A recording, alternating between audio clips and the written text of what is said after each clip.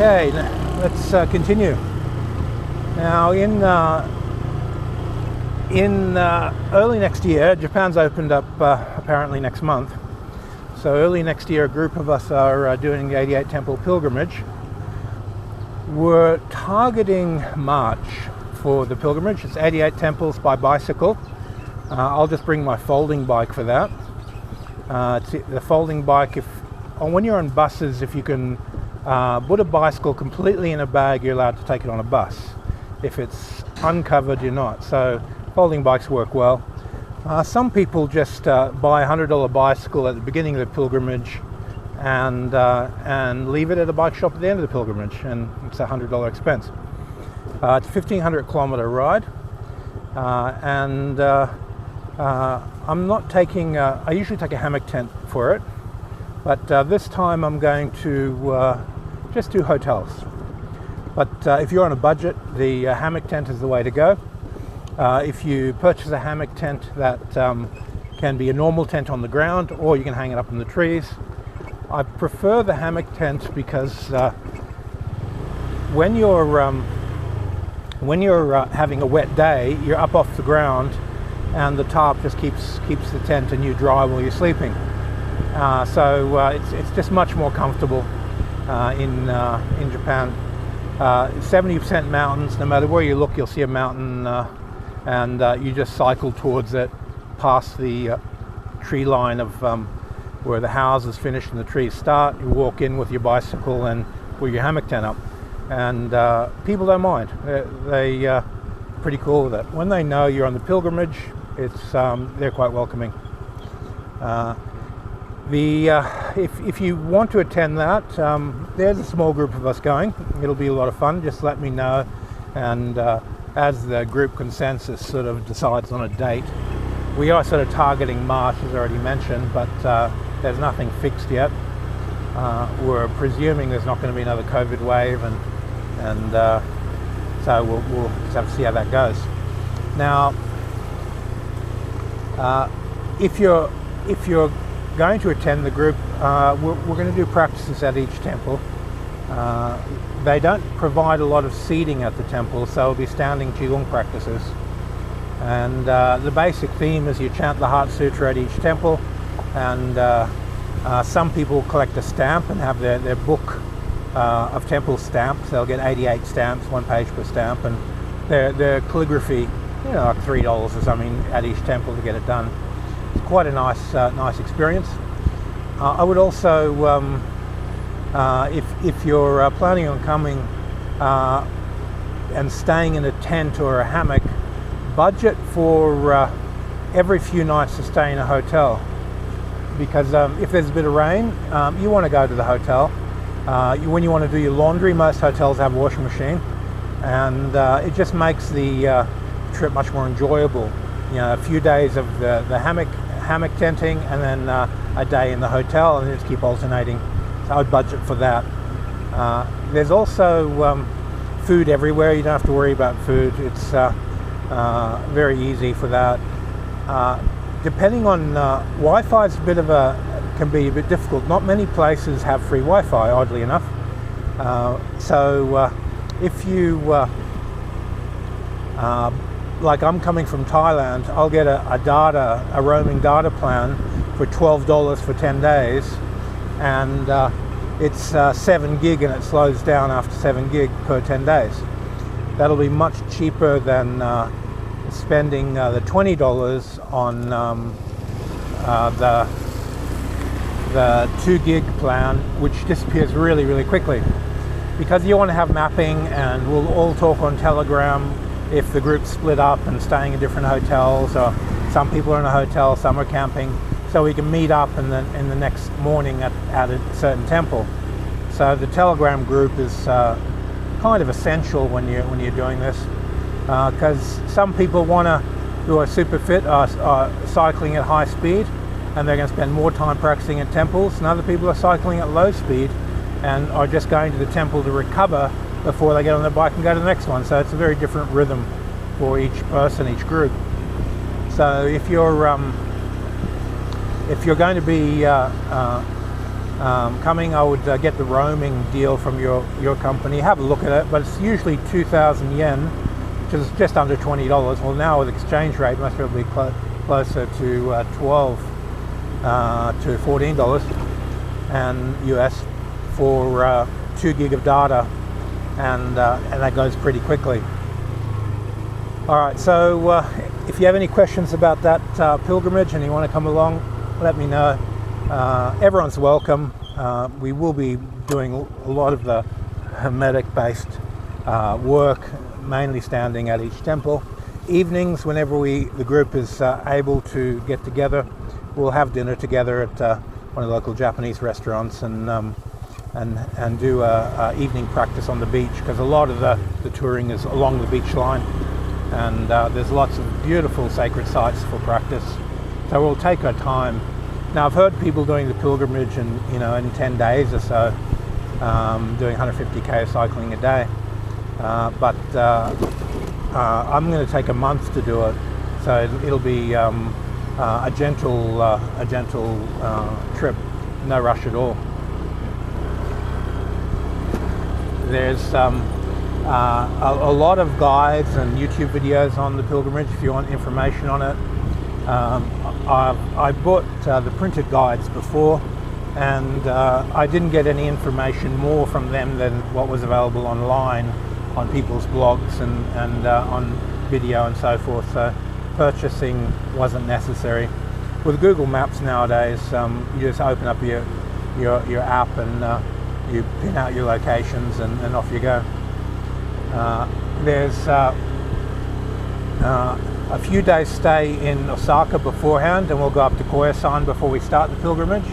And Koyasan's around $100 a night upwards to stay, or actually 9,000 yen. So with the exchange rate, that'll bring it down to $70, $60 a night at the cheapest end, and then it'll go $200-300 a night as you go to the more expensive temple stays. So most probably stay there a night or two before we start the pilgrimage. People who are going to rent like a 50cc scooter instead of a bicycle, you'll need to take that on the ferry. So you'll need to drive to the Wakayama ferry and shoot from there across rather than catch the bus to the island. So depending which route you're going to take and to get there, we'll set a meetup date once everyone is in Koyasan and together, how long it's going to take for everyone to get back to Osaka or Wakayama and then across to the island. There's also the problem of if everyone's doing hotels, we won't be able to stay at the same hotels because it's sort of like the busy period for the March, April is a busy time for the pilgrimages, and tour bus companies will take people on the tour bus and they'll book out the whole hotel to fill up the people on the tour buses. So just to be safe, you might have to expect the possibility of having to camp out. So whether you take an emergency camping kit, whether you plan on doing hotels the whole time or not, is up to you. Also, the whole vegetarian vegan food thing that's not easy in Japan to find vegetarian vegan food. Everything has a bit of meat in it, so I would be more geared towards it being a little bit difficult and boring if you're vegetarian. I normally live on sushi when I'm in sashimi when I'm in Japan. My body does really well on that, so I'll be frequenting the sushi restaurants most days. When it comes to the weather, if you check the weather, rainfall in that time of the year, there's not much, but it is quite cool in the mornings and overnight. So March camping, you just want to be plan it out properly for your clothing. June, the rains come and it gets much warmer in June, so it's still quite cool in that March time. If we do it in February, the camping is less fun because it's just way too cold. But we'll have a talk to what everybody wants to do and have a group chat about it on Zoom or something like that once all the numbers are confirmed. There's also the visa problem. You get 90 days on arrival, so just time it so that you know, you'll get this 1 month in the middle somewhere. If you're arriving in January, doing it in March, you don't want to be rushing back. That's very possible. I'll be arriving in January and leaving at the end of March, so it'll be right at the end of the pilgrimage. That end of my visa time, I'll have to head off. So give yourself a little bit of time and plan that out properly. I normally give an extra day because it's exactly 90 days, not 3 months on the visa. So count the days out so you don't have 1 day overstay, 2 days overstay. If you arrive on the 1st and leave on the 1st 3 months later, you're broken the law. Other things to think about with this is having very, very, very light packing. This trip I'll have hand luggage only. I won't be bringing big cameras. I'll just have a little Action 2 or a GoPro type camera set up, a little action cam for doing videos. And if you buy all your clothing quick dry, you'll find it much easier when you're in a situation where you don't have any clean clothes. You just step into a shower or jump into the lake, ocean, wash yourself in the ocean, and your clothes dry a few minutes later. And it may sound strange, but it works on these types of trips. Every gram, every ounce matters when you're on a bicycle and you have too much luggage. So if you come into the country with hand luggage only, and if you bring your folding bike, you'll check that in. But all your clothes and so forth, hand luggage, you know that's how much you'll be carting with you. And I have a couple of cycling saddlebags, and that's the limit of my luggage. And it's quite compact. That means if any of you are going to be doing any cycling outside of that, and you just catch a train, let's say you have a small folding 16-inch Brompton type bicycle, and you put a cover over it and jump on the train, you can train around the country and cycle around each city for a day, and in 10 days you cover 10 cities. And it's a very enjoyable way to travel.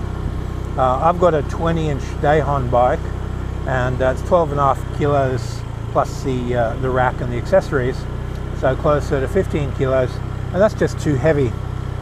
If you can get the carbon fiber lighter bikes, titanium type bikes, if you've got a good budget, that are 7.5 to 8 kilos, and then have no more than 10 kilos in luggage, you've got a 20 kilo pack.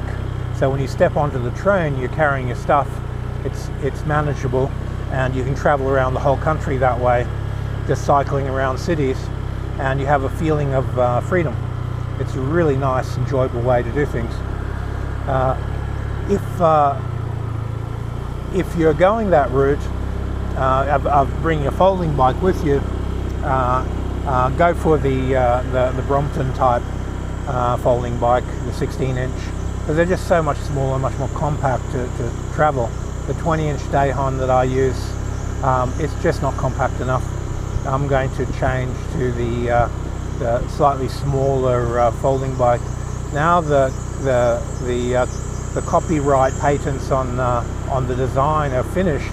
There's lots of $500 Chinese-made knockoffs of that bike that aren't quite the same quality, but close enough.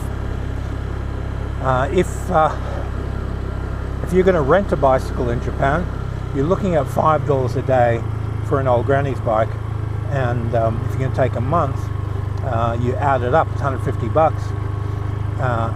So you might as well just buy a $150 bicycle, and you don't have any responsibility for damage. You can just leave it when you leave the country. So that's a more viable option than renting. When we go to Koyasan at the beginning of the pilgrimage, to start the pilgrimage, it's a bit of a traditional thing to do. You start in Koyasan and then you do the 88 temples. It's one of the most magic places I've ever been in the world. When it comes to practicing in the evenings, wow, the energy is just amazing. Where the graveyard is and the burial site for Kukai, the founder of Shingon Buddhism, the energy and light coming out of the ground and the temple space on the mountain is quite amazing. I have a lot of time for enjoying that, and I may spend 2 or 3 days there before the pilgrimage, just because it's so nice. I would allow a bit of extra budget for that. If you're going to spend more time traveling around the country, I would consider doing the pilgrimage first, and then cycling and sightseeing around the country second. And the reason why is that you'll get a sense of the spiritual places to go, and the vibe and the feeling from Koyasan and the pilgrimage as to how to optimize the rest of your trip if you're going to stay for longer. 1 month of cycling already for the pilgrimage is quite long. Some people may want to rush ahead and do it a bit faster in 2 to 3 weeks, but that's going to be up to each individual's choice. Some people may decide, oh, we'll just do the first week with the group and head back home. You know, it's going to be up to the individual. There's no cost or anything for teaching or the group. We're just going to practice together and enjoy fellowship as practices, share knowledge, and do guided meditations. If someone specializes in healing, they're going to do guided group sessions on healing. Someone specializes in a particular field, they'll lead the group in that particular field and share the knowledge they have. So there's no sense of that I'm in charge of the group or anything like that. Everyone's free to do whatever they want, go at their own pace, go at their own rhythm, and enjoy themselves. So it's not like a tour group going on a tour where you have to stick with the group and feel confined by any type of schedule at all. If, let's say, you're going slower than everybody and everyone's a day or two ahead of you, you just jump on the train, shoot ahead, catch up with the group. So if you're overweight and you want to really take your time, then just use the train. There's nothing wrong with that. Just get a folding bike and fold your bike up, put it in the bag, take it on the train, and shoot off. That's very, very acceptable.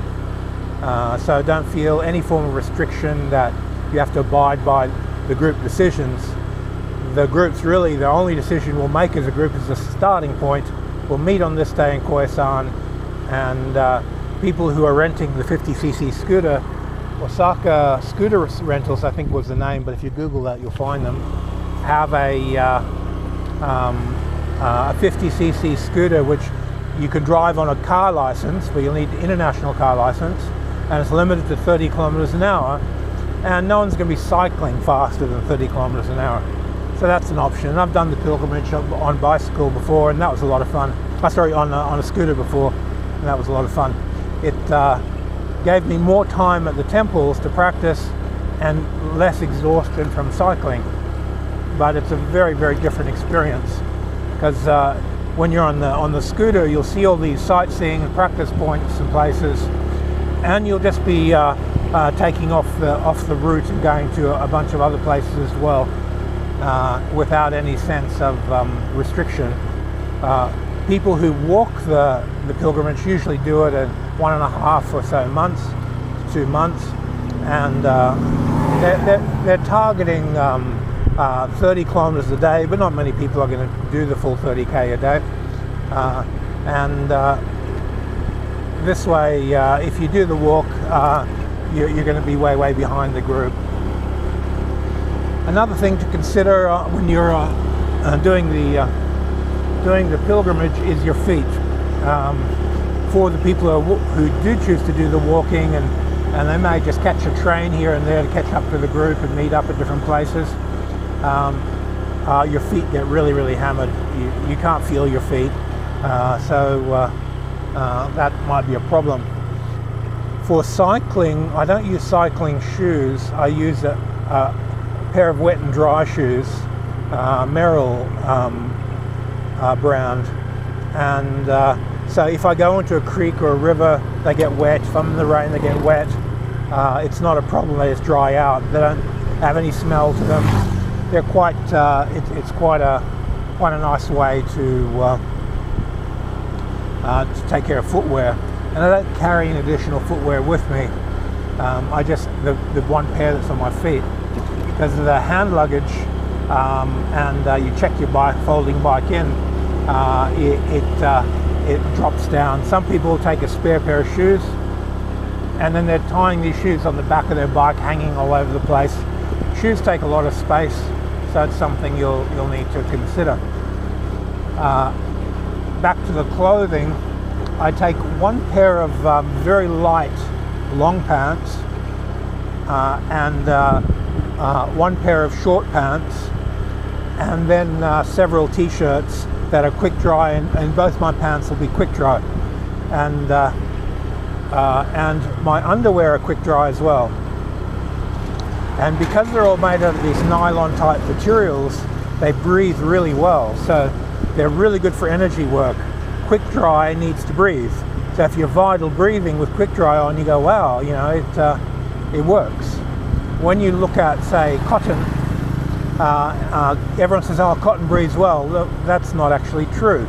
You get a little bit of perspiration, you get wet patchiness on the cotton, and your body stops breathing. It's that cotton's not good for hot weather qigong practice. It's not good for cold weather either, because if you're training really hard and you start sweating, your cotton shirt sticks to your body, and then it's cold outside, and then once you finish training, everything cools, you get sick very easily. So cotton is an old wives' tale when they say it's good for qigong meditation practice. It's not. It's just what was available a long time ago. Okay, the next thing to look at is the type of raincoat that you take. Now, what I normally do, depending on the season, I've done this in June, where I've had a very, very high quality, super light raincoat that's snug fit, and then I take a poncho on top of that. Now the poncho raincoat, they're usually a little bit heavier and they weigh down on the luggage, so I'll buy a cheap one of those in Japan before the pilgrimage starts, and then if it's in good condition at the end of the trip, I'll just tuck it in with my bicycle, and I'll use it as padding to pad my bike when I send it back home, and that tends to work really well. If you're investing in really, really high quality raincoats, they're usually too heavy, so be very sensitive to weight and the packing of that weight for your trip. When you pick up your hand luggage, what you're taking with you on the bicycle, it should feel like, oh, I hardly even feel that to you. Now, I'm a very big guy, so when I pick up my hand luggage, to some people that's going to be super heavy. To me, I barely feel it. So it's relevant to your size and your frame. So if you're a fragile, not a strong person, you want to really pay more attention to keeping everything ultra light. Okay, so I think that sort of sums up most of the things we need to talk about for the pilgrimage. If you are serious about coming along, let me know, and drop me an email on that. I'll put your name down and add you to a Telegram group, and then we'll talk about it on Telegram as a group and decide on a starting date, and then we'll pick up tickets to suit. As I said, I'll most probably pick my ticket up earlier, but we'll see once the next series of workshops are finished. Okay, thanks for your time, everyone, and see you guys in the